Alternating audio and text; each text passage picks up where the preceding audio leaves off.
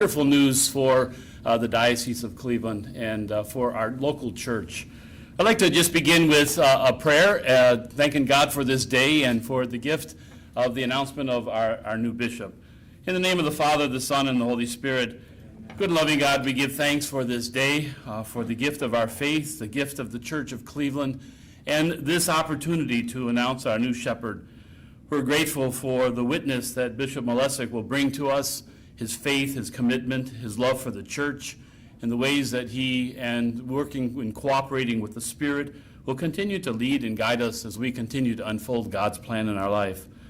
We turn to our Blessed Mother as we celebrate this feast of Our Lady of Mount Carmel today for her intercession to guide him, lead him, protect him, and give him the strength that he needs to be the best of shepherds possible. We ask all this through Christ our Lord. Amen. Well, my dear friends, today, the 16th of July, the Universal Church honors Mary, Mother of God, as St. Mary, Our Lady of Mount Carmel. It's no doubt through her intercession, God has sent the people of Northeast Ohio a deeply spiritual and a faith-filled new shepherd to tend to the local church in the Diocese of Cleveland. This morning at 6 a.m. local time and 12 noon, the Holy See announced that our Holy Father, Pope Francis, has appointed the next bishop of Cleveland. In the name of all the priests, the deacons, the consecrated religious, and the lay faithful, it is a blessing and a privilege to welcome you, Bishop Malesic, who today has been appointed by Pope Francis to serve as the 12th bishop of the Diocese of Cleveland. In Bishop Malesic, the Diocese of Cleveland is receiving a faithful and thoughtful and a joyful shepherd for Christ and his church. Just getting to know him briefly last night over dinner, he's a wonderful, kind, gentle soul. And we're really grateful that you're with us today, and the Holy Father has sent us to you. And I'm sure, Bishop, that the diocese you will find in the diocese a true spiritual home filled with dedicated and devoted people, a family of faith that I am grateful to have had the privilege to serve as diocesan administrator during this interregnum. I look forward to working with you and proclaiming the gospel in Northeast Ohio. And I ask all Catholics and all people of goodwill in both the Diocese of Cleveland and across Northeast Ohio to pray for Bishop Malesic, that his new episcopal ministry will bear great spiritual fruit. And so at this time, I am delighted to welcome to the podium the guest who comes in the name of Christ, the Bishop Designate of the Diocese of Cleveland, Bishop Edward Malesic. Bishop.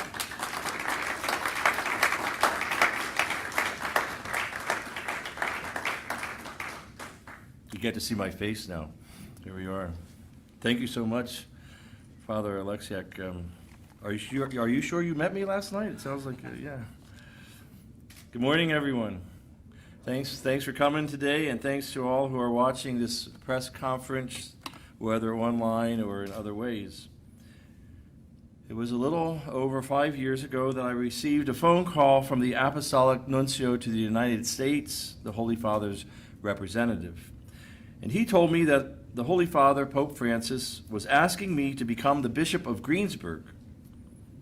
Now, to put this in context, at the time I was the pastor of Holy Infant Parish, a relatively small parish just outside of Harrisburg in the Diocese of Harrisburg. We had just broken ground for a new church.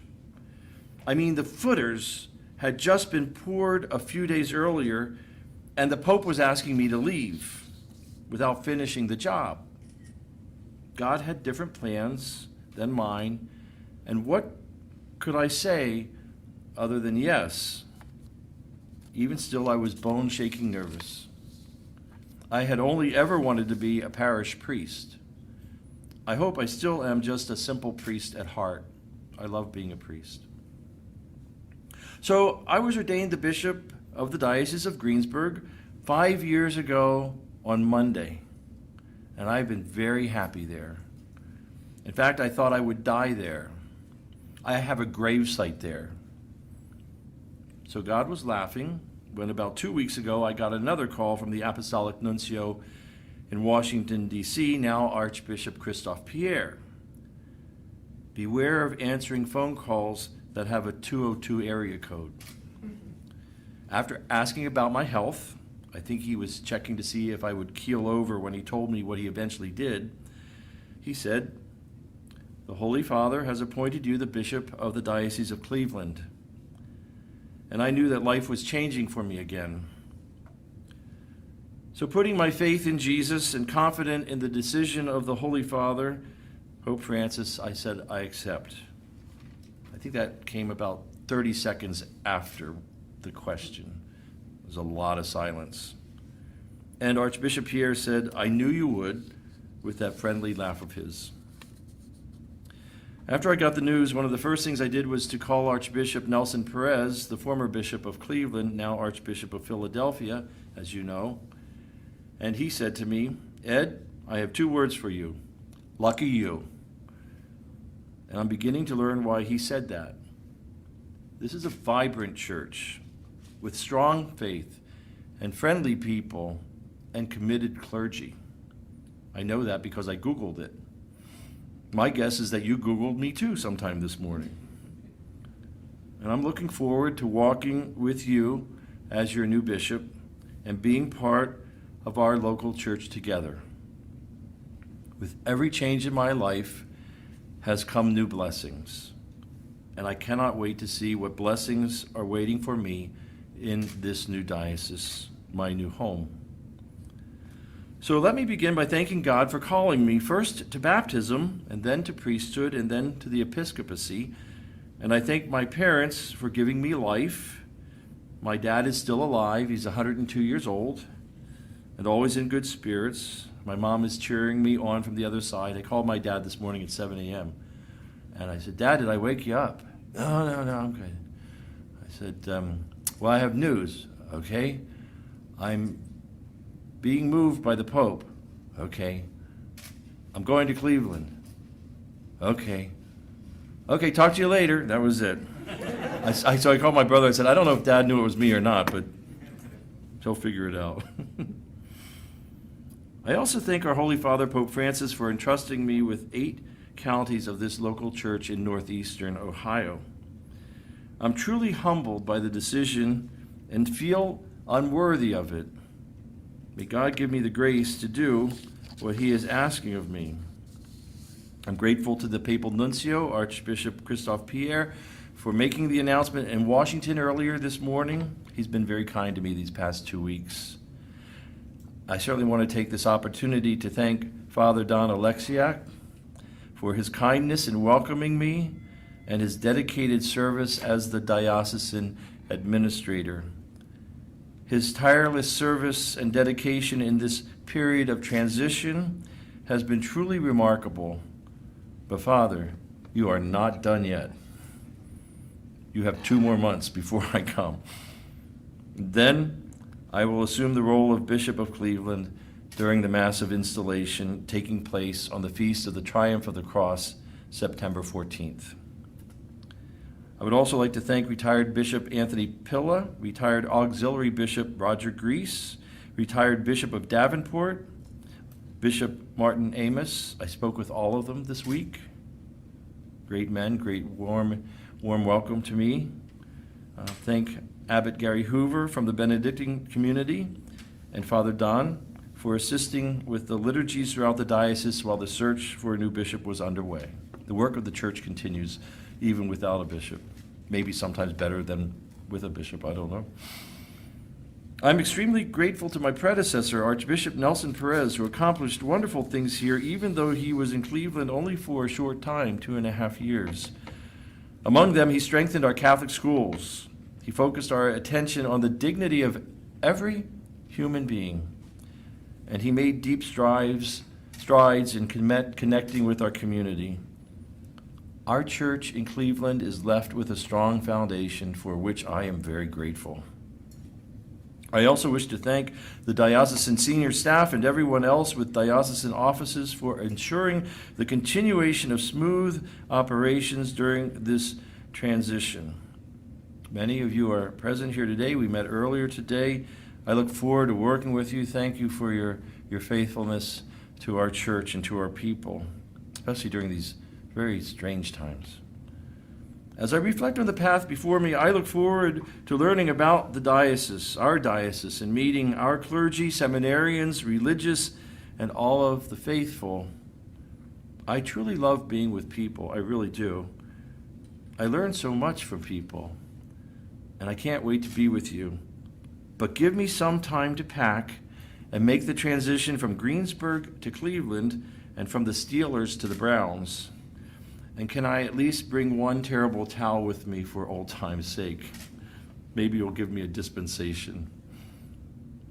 When this pandemic begins to wane, I hope sooner rather than later, I'm eager to visit the parishes, schools, and other institutions and organizations that make up this diocese and the vibrant faith community that it is, that is home to nearly 700,000 Catholics. That's an overwhelming number for me, by the way. I want to meet the people from across the diocese, from Ashland to Painesville, from Cleveland to Akron, from Lorraine to Worcester, and all the wonderful places in between. I also hear that there are some good eats here. I look forward to making my way to a few of them. Just look at me. The diocese is about 5 times larger than the diocese I'm coming from, so be patient with me. There will be a learning curve. I promise to do my best. I know I will make mistakes. Forgive me when I do. Like any big city and large diocese, we face many challenges, but it is true of smaller places too. We have COVID-19, racial tensions, and political divisions. We cannot ignore these challenges. But as Christians, we trust that God provides for us. Christ is even now praying that we might all be one. Jesus leads us forward to a future full of hope. The gospel we proclaim is simple. Jesus Christ came to us. He died for us. He rose for us and told us to die to self so that we might rise again with him. We move from death to life. That is always the direction of our church, from death to life. It's the direction that our church offers society, death to life. It's the message of Jesus. It's the will of Jesus for us. This is a generous church in so many ways, and I promise to be generous with you as well. We will continue to respond to the needs of people through the ministry of Cleveland Catholic Charities, which served over 400,000 people last year, amazing number. I'm already proud of our Catholic Charities that offers services designed to respect the dignity of every person and build a just and compassionate society, bringing the healing presence of Jesus to areas of suffering. You need to bring Jesus to where there's pain. You bring Jesus to where there is pain. We will continue to build up our church together. I have to say how amazed I am at the generosity shown by the Catholic faithful in our community, who raised over $170 million in a successful campaign that benefited our entire diocesan church in the 8 counties of this diocese. Thank you for sharing your blessings. God gives us blessings not to be hoarded, but to be given away. You may be wondering who this person is from Greensburg. I'm a disciple of Jesus Christ. I love his church. I'm a person who is always in awe that the Lord called me to ministry.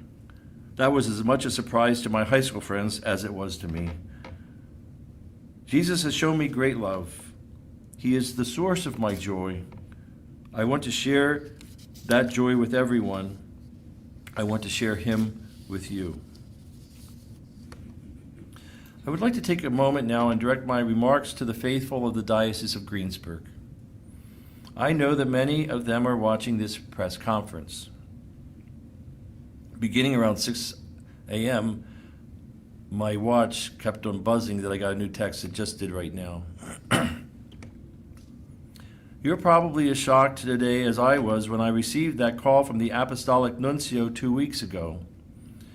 My dear friends, I am sad to be leaving the Diocese of Greensburg. This will not be an easy transition for me. But once again, I believe that God is asking me to move to a new place. Your prayers will make the change easier. Over these last 5 years, You helped me to learn how to be a bishop. You walked with me. You were always very kind to me. Thank you for that. Together, we did so much good with the help of God.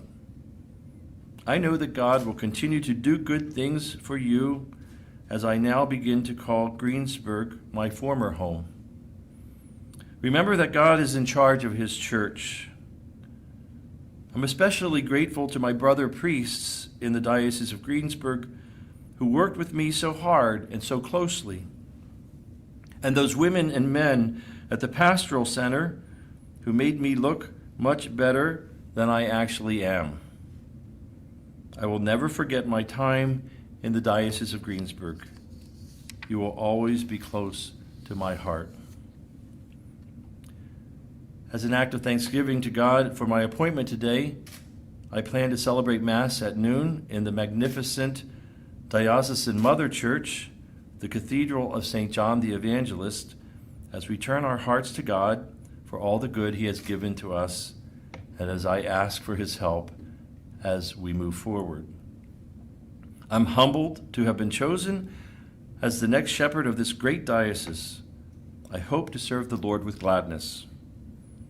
Thank you for coming and for the opportunity to speak with you briefly this morning.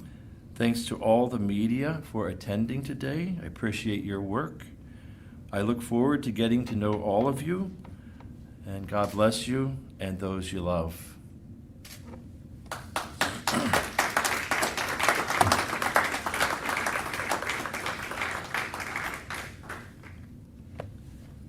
I think I'm open to any questions at this time that you might have. Richard, do you have a vision for the church? Jesus has a vision for the church. I think I'm just here to implement it. That's a question that comes up, I think, often. First of all, I'm just so new here. This is my first time here in the Diocese of Cleveland since Bishop Nelson Perez's installation 2.5 years ago. The vision that I have is simple, to communicate the gospel to people. The big question is, how do you do that? And I think that's where we have to have our discussions with the team here in the Pastoral Center. How do we communicate the gospel to people faithfully? Bishop, looking at your bio here, you seem to be very proactive with things. If you see a need in a community, you'd like to go after it, like your opioid task force, a couple other things. Is that the type of the approach that you want to bring to Cleveland, to be proactive, to go out and try to get things before they get bad? I can only do things when I know something's happening. So what happened with the pastoral letter and the opioid task force in Greensburg was I began to hear priests say to me, I buried another young person this week, or I buried 2 young people this week. I thought, why, Father? Well, both of them were opioid overdoses. Really? And so I began to hear some of the rumblings out there. Then when I went out to visit parishes, I'd have people come up and say to me, pray for my son or pray for my daughter. And I would say, what do you want me to pray about? And they would say, my daughter has a terrible opioid addiction, and I'm always afraid that I'm going to come home and find her dead.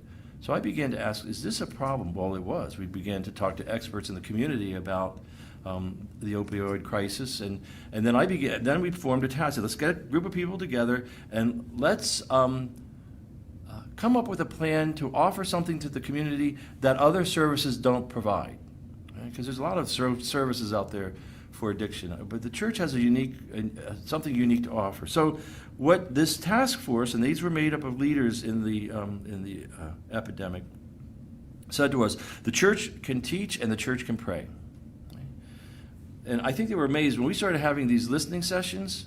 We would get like 100, 150 people at each of these 7 listening sessions, so about 1,000 people altogether.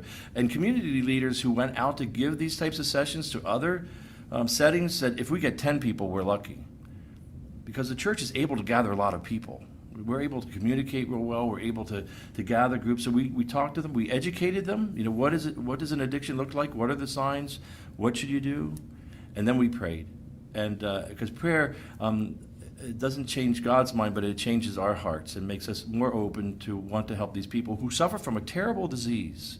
There's this stigma that's attached to opioid addiction, and really it's a terrible disease, and we have to help these people. So anyway, how do you do it? Well, you hear people say, I need this, and you begin to say, well, is there a need out there? And you gather experts together, and you come up with a plan, and you move forward. Is there anything yet in Cleveland that you've learned that you'd like to make an impact on? You know what? No, I have not.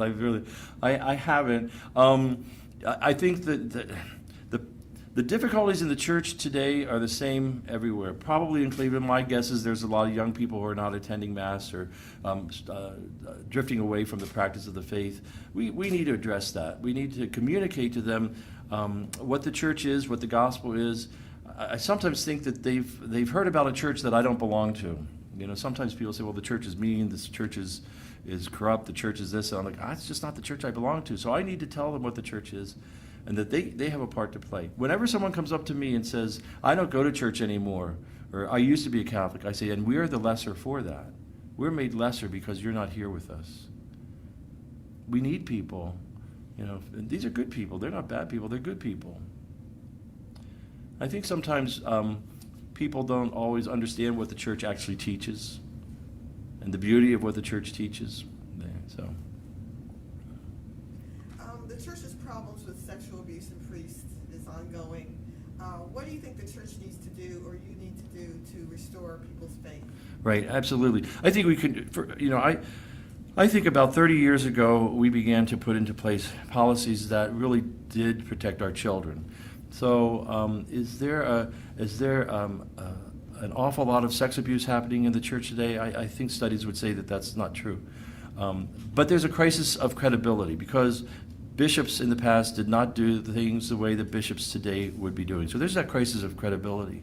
I think the church has become much more tolerant. We're much more intolerant, much more transparent.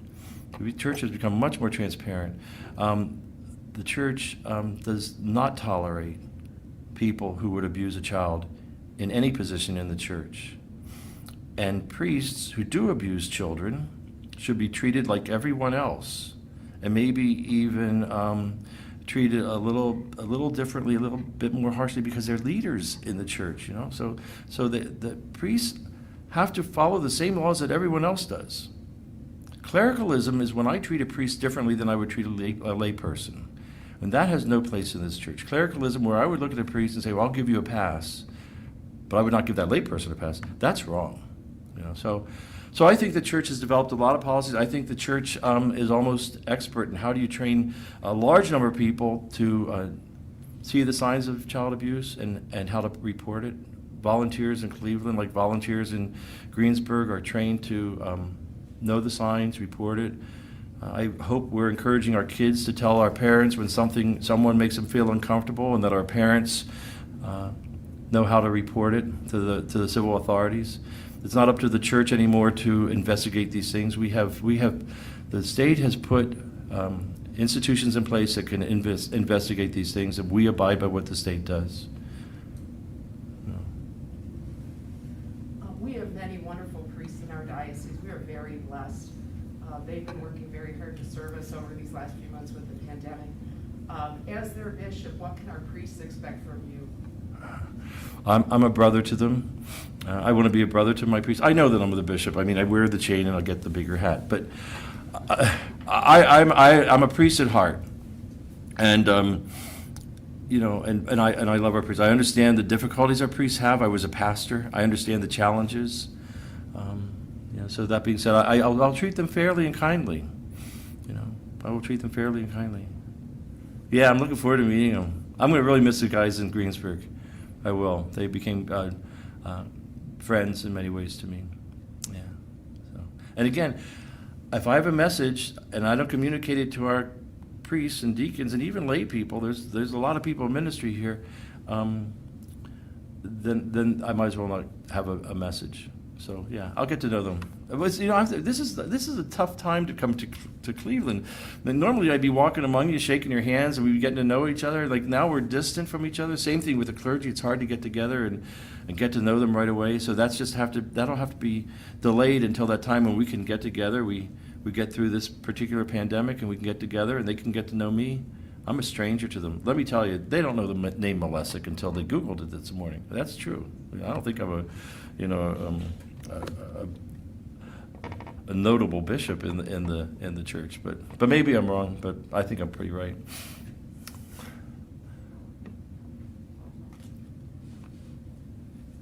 I'll ask one more. Yeah.